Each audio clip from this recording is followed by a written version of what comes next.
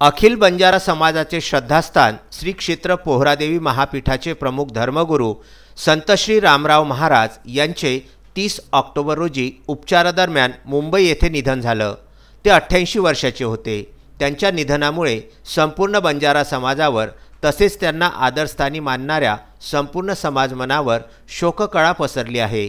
त्यांच्यावर सोमवार दिनांक 1 नोव्हेंबर रोजी पोहरादेवी येथे अंतिम संस्कार करण्यात येणार आहेत। धर्मगुरू रामराव महाराज यांना श्वसनाच्या त्रासामुळे मुंबई येथील लीलावती रुग्णालयामध्ये उपचारार्थ दाखल करण्यात आलं होतं। उपचाराच्या दरम्यान रात्री त्यांची प्राणज्योत मालवली।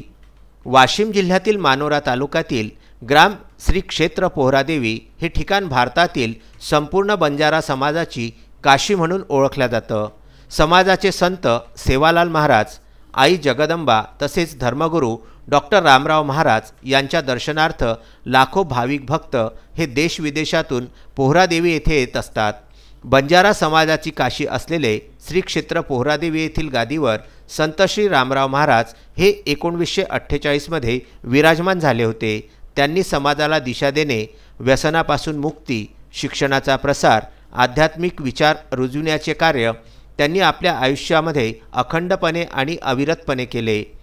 धर्मगुरू संत रामराव महाराज यांच्या निधनावर पंतप्रधान नरेंद्र मोदी, राज्याचे मुख्यमंत्री उद्धव ठाकरे, उपमुख्यमंत्री अजित पवार, विरोधी पक्षनेते देवेंद्र फडणवीस तसेच अनेक गणमान्य व्यक्तींनी दुःख व्यक्त केलेले आहे। उद्धवजी ठाकरे साहेबांनी सकाळीच प्रशासनाला आदेश दिलेले आहेत की ही अंत्यविधी शासकीय पद्धतीने साजरी या ठिकाणी आम्ही करणार आहोत।